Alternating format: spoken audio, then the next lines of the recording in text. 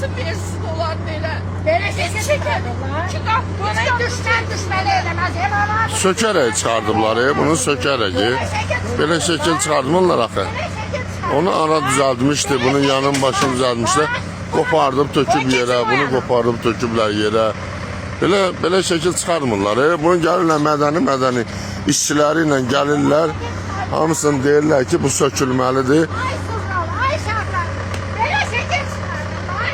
Ay taşlarınızın parasını verdim ha. Böyle şekil arada çıkıyor.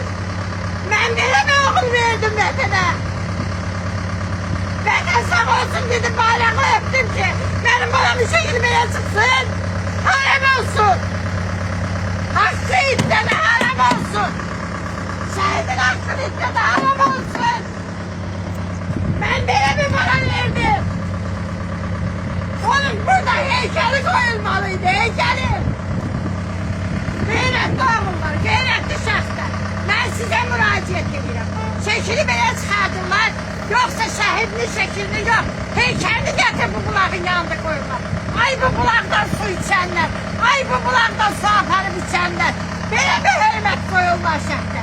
Burada xəyalın heykeli koyulmalıydı. Ben imkanlı şəxslərə deyirəm. Əgər benim səsimi eşidirsinizsə, bu icra münacıqda xəyalın burada heykeli koyan ben şəxsi görmək istəyirəm. Kişini görmək istəyirəm. Hansı imkanlı kişi varsa getirip o icra münacıqda burada heykelin koysun mənim dolar.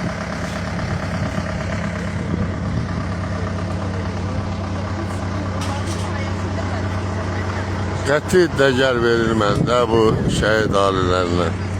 Azərbaycanda nə bilim valla rayonlarda heç biz bu dərəcədə biz bilməzdik ki, bizə qarşı belə hörmətsizlik olunsun. Bu şəhidlərə qarşı belə ikimiz bir hörmətsizlik. Həmlə bir şəhid torpaq uğrunda canını verən oğul dünənki gündə vuruşub ölkəyə bir zəfər yaşadan bir oğul bu günləri ölkədə yol qırağı, yəni yolun yaraşığın pozur. Bu ağla sıxmaz bir şeydir. Bu çox ağır bir şeydir.